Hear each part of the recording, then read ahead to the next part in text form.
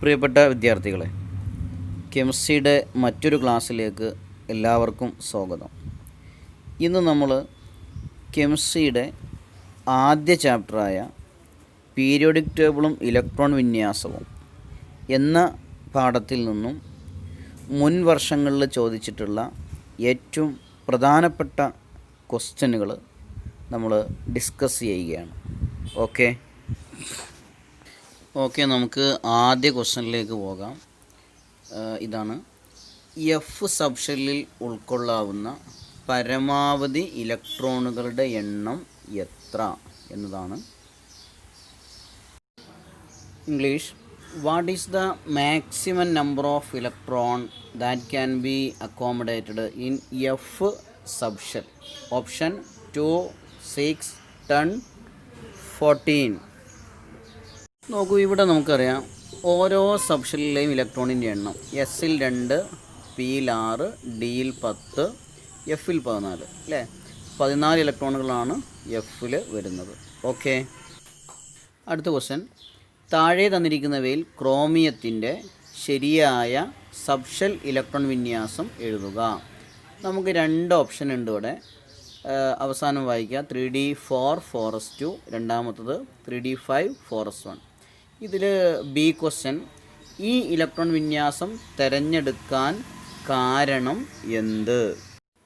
English: select the correct subshell electronic configuration of chromium from the following. 2 options here. B question: write the reason for selecting this configuration. ഇവിടെ ശ്രദ്ധിക്കേണ്ടത് ക്രോമിയത്തിൻ്റെ subshell electron വിന്യാസം ശരിയായത് നമുക്കറിയാം.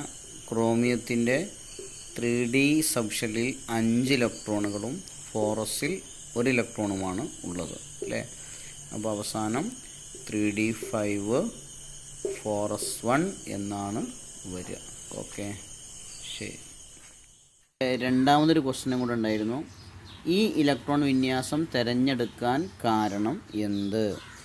D സബ്ഷെല്ലിൽ പകുതി നിറഞ്ഞ electron വിന്യാസം കൂടുതൽ സ്ഥിരത കൈവരിച്ച സബ്ഷെല്ലുകളാണ്.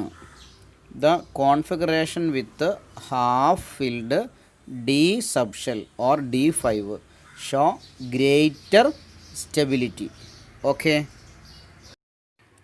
അടുത്തൊരു ക്വസ്റ്റ്യൻ: ഒരു മൂലകത്തിൻ്റെ ബാഹ്യതമ സബ്ഷെൽ ഇലക്ട്രോൺ വിന്യാസം 3d5 4s2 ആണ് എങ്കിൽ എ ക്വസ്റ്റ്യൻ: ഈ മൂലകത്തിൻ്റെ പൂർണ്ണ സബ്ഷെൽ ഇലക്ട്രോൺ വിന്യാസം എഴുതുക. ബി, ഈ മൂലകത്തിൻ്റെ അറ്റോമിക് നമ്പർ എഴുതുക. സി, ഇതിൻ്റെ ബ്ലോക്കും പീരിയഡും കണ്ടെത്തുക. ഡി ക്വസ്റ്റ്യൻ: ഈ മൂലകം വ്യത്യസ്ത ഓക്സീകരണാവസ്ഥ കാണിക്കാൻ കാരണമെന്ത്? English: the outermost subshell electronic configuration of an element is 3d5 4s2. If a question: write the complete subshell electronic configuration of this element. B, write the atomic number of the element. C, identify its block and period. D, this element shows variable oxidation state. Why? ഇവിടെ നമുക്ക് തന്നിരിക്കുന്ന electron വിന്യാസം 3d5 4s2 എന്നാണ് അല്ലേ. A question complete the subshell electronic configuration, പൂർണ്ണമായ electron വിന്യാസം എഴുതുക. അപ്പോൾ നമ്മൾ ഇതിന് മുമ്പുള്ളത് എഴുതണം. 1s2 2s2 2p6 3s2 3p6 3d5 4s2 അല്ലേ. 3p കഴിഞ്ഞ ഇലക്ട്രോൺ പോകുന്നത് 4sലേക്കാണ്, പിന്നീട് അവസാനമാണ് 3dയിലേക്ക് വരിക. ഓക്കെ, ഇനി second question B question: atomic number. എന്താണ് ഇതിൻ്റെ അറ്റോമിക് നമ്പർ? നമുക്കറിയാം ടോട്ടൽ നമ്പർ ഓഫ് ഇലക്ട്രോൺസ് ആണ് അറ്റോമിക് നമ്പർ. അപ്പോൾ ഇലക്ട്രോണുകളുടെ എണ്ണം മൊത്തം കൂട്ടിക്കഴിഞ്ഞാൽ എന്തായി? അറ്റോമിക് നമ്പറായി. എത്രയാണ് വരുന്നത്? 25 ആണ് അല്ലേ. Then C question: block period കാണാനാണ്. നമുക്കറിയാം ആദ്യം ബ്ലോക്ക് എന്ന് പറഞ്ഞാൽ അവസാന ഇലക്ട്രോണുകൾ വന്നു ചേരുന്ന സബ്ഷെല്ലാണ് ബ്ലോക്ക്. ഇവിടെ അവസാന ഇലക്ട്രോണുകൾ എസ്സിലാണ്, അതുകൊണ്ട് എസ് ബ്ലോക്ക്. ഇനി പീരിയഡ്, ഏറ്റവും വലിയ ഷെൽ നമ്പർ ആയിരിക്കും പീരിയഡ് അല്ലേ. ഇവിടെ ഏറ്റവും വലിയ ഷെല്ല് 4ആണ് പീരിയഡ് വരുന്നത്. ഓക്കെ, ഡി ക്വസ്റ്റ്യൻ എന്തായിരുന്നു? The element shows variable oxidation state why. എന്തുകൊണ്ടാണ് ഈ മൂലകം വ്യത്യസ്ത ഓക്സീകരണാവസ്ഥ കാണിക്കുന്നത് എന്നാണ്. ഓക്കെ, ഇതിൻ്റെ കാരണം ഈ ഡി ബ്ലോക്ക് മൂലകങ്ങൾ രാസപ്രക്രിയയിൽ പങ്കെടുക്കുമ്പോൾ ബാഹ്യതമ ഷെല്ലിൽ നിന്നും തൊട്ട് മുമ്പുള്ള ഷെല്ലിൽ നിന്നും ഇലക്ട്രോണിനെ നഷ്ടപ്പെടുത്തുന്നു എന്നുള്ളതാണ്. ഏകദേശം ഒരുപോലെയാണ് ഊർജം ഇവയ്ക്ക് വരുന്നത്, അതുകൊണ്ടാണ്. English medium. In the case of D block elements along with outermost electrons, the d electrons from the penultimate shell are also lost as the energies of these subshells are almost equal. അടുത്ത question, X എന്ന മൂലകത്തിൻ്റെ അറ്റോമിക സംഖ്യ 12 ആണ്. ബ്രാക്കറ്റിൽ പ്രതീകം യഥാർത്ഥമല്ല. A question, എക്സിൻ്റെ subshell electron വിന്യാസം എഴുതുക. B, ഈ മൂലകം ഉൾപ്പെടുന്ന പീരിയഡ് ഏതാണ്? സി, ഇത് ഏത് ബ്ലോക്കിൽ ഉൾപ്പെടുന്നു? ഡി ക്വസ്റ്റ്യൻ, എക്സിൻ്റെ ക്ലോറൈഡിൻ്റെ രാസസൂത്രം എഴുതുക. English question, the atomic number of element X is 12. In bracket symbol is not real. A question, write the subshell wise electronic configuration of X. B, which period does this element belong to? C, which block does it belong to? D question, write down the molecular formula of the chloride of X. അപ്പോൾ ഇവിടെ എക്സിൻ്റെ atomic number തന്നിരിക്കുന്നത് 12 ആണ് അല്ലേ. ആദ്യ question subshell electronic configuration എഴുതാനാണ്. 1s2, 2s2, 2p6, 3s2. Okay, second question find the period ആണ്. Period നമുക്കറിയാം ഏറ്റവും വലിയ ഷെൽ നമ്പർ ആയിരിക്കും പീരിയഡ് അല്ലേ.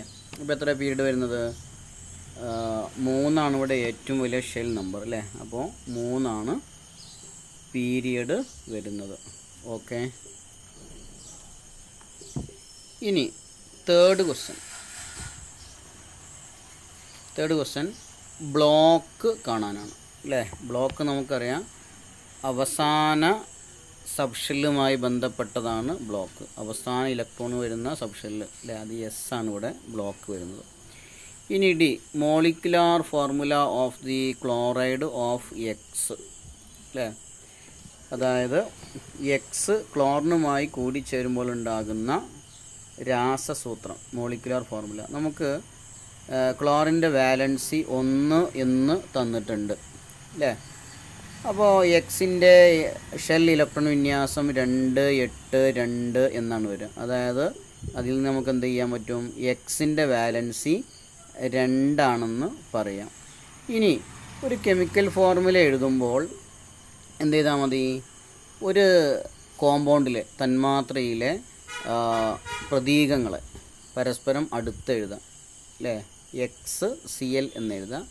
വാലൻസി സംയോജകത പരസ്പരം മാറ്റി എഴുതാം. എഴുതുമ്പോൾ ശ്രദ്ധിക്കേണ്ട കാര്യം പോസിറ്റീവ് മൂലകം ആദ്യവും നെഗറ്റീവ് മൂലകം രണ്ടാമതും എഴുതാൻ വേണ്ടി ശ്രദ്ധിക്കുക.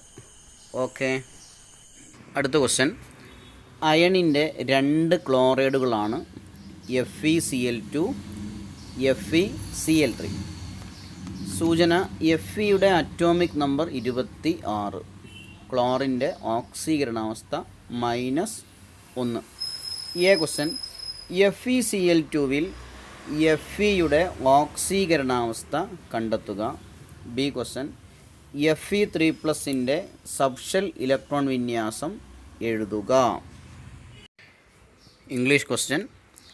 FeCl2 and FeCl3 are two different chlorides of ion. Hint: atomic number of Fe26, oxidation state of chlorine -1. A question. Find the oxidation state of Fe in FeCl2. B question. Write down the subshell wise electronic configuration of Fe3+.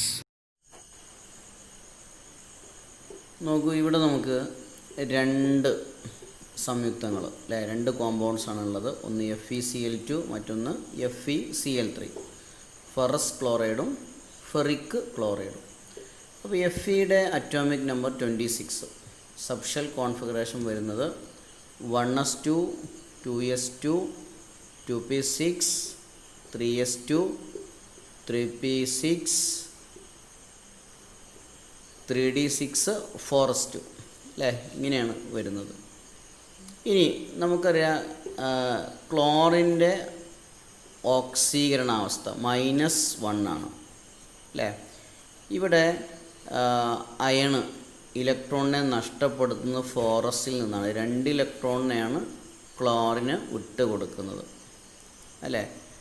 അപ്പോൾ അയണിനുണ്ടാകുന്ന charge 2+ ആണ്, 2+ അല്ലേ. അപ്പോൾ ഇവിടെ ഒന്നാമത്തെ question FeCl2ലെ അയണിൻ്റെ ഓക്സീകരണാവസ്ഥ അഥവാ oxidation state കണ്ടുപിടിക്കുക എന്നതായിരുന്നു. Fe2+ ആണ് വരുന്നത്. ഓക്കെ. ഇനി രണ്ടാമത്തെ question write the subshell electronic configuration of Fe3+ ആണ് അല്ലേ. Fe3+ൻ്റെ സബ്ഷെൽ ഇലക്ട്രോൺ വിന്യാസം എഴുതുക. അപ്പോൾ നമ്മളോട് മനസ്സിലാക്കേണ്ടത് Fe 3 ഇലക്ട്രോണിനെ വിട്ടുകൊടുക്കുന്നുവെങ്കിൽ എന്താണ് വരിക? Feയുടെ സബ്ഷെൽ ഇലക്ട്രോൺ വിന്യാസം നമ്മൾ കണ്ടു. അവസാനം വരുന്നത് 3d6, 4s2 എന്നാണ് അല്ലേ. അപ്പോൾ 3 ഇലക്ട്രോണിനെ വിട്ടുകൊടുക്കുമ്പോൾ 4sൽ നിന്ന് 2 ഇലക്ട്രോണും 3dയിൽ നിന്ന് 1 ഇലക്ട്രോണും നഷ്ടപ്പെടുത്തും അല്ലേ. അപ്പോൾ പിന്നീട് 4sൽ ഇലക്ട്രോണൊന്നും ഉണ്ടാവില്ല, 3dയിൽ 5 ഇലക്ട്രോണാണ് വരിക. അപ്പോൾ നമുക്ക് എങ്ങനെ എഴുതാം അത്? Fe3+, 1s2, 2s2, 2p6, 3s2, 3p6, 3d5. Okay ആണല്ലോ. ഇങ്ങനെയാണ് വരുന്നത്. നോക്കൂ, നമുക്ക് FeCl2ലെ Feയുടെ ഓക്സീകരണാവസ്ഥ ഈ രീതിയിലും കണ്ടുപിടിക്കാം. നമുക്കറിയാം ക്ലോറിൻ്റെ ഓക്സീകരണാവസ്ഥ അല്ലെങ്കിൽ ഓക്സിഡേഷൻ സ്റ്റേറ്റ് -1 ആണ് അല്ലേ, അല്ലെങ്കിൽ 1- ആണ്. ഒരു കോമ്പൗണ്ടിലെ അല്ലെങ്കിൽ ഒരു സംയുക്തത്തിലെ എലമെൻസിൻ്റെ ഓക്സീകരണാവസ്ഥയുടെ തുക അല്ലേ, എപ്പോഴും അതിൻ്റെ സം എന്ന് പറയുന്നത് 0 ആയിരിക്കും. ഇവിടെ ഈ FeCl2ലെ 2 എലമെൻസ് ആണുള്ളത്. ഒന്ന് Fe, മറ്റൊന്ന് ക്ലോറിൻ. അതിൽ ക്ലോറിൻ്റെ നമുക്കറിയാം, ഒരു ക്ലോറിൻ്റെ -1 ആണ്. അങ്ങനെയാണെങ്കിൽ 2 ക്ലോറിൻ്റെ -2 വരും അല്ലേ. -1 to -2. അപ്പോൾ 0 ആക്കണമെന്നുണ്ടെങ്കിൽ Feയുടേത് 2+ അല്ലെങ്കിൽ +2 വരണം. ഓക്കെ. അപ്പോൾ Feയുടെ ഓക്സിജൻ അവസ്ഥ +2 ആണ് വരിക എന്ന് മനസ്സിലാക്കുക.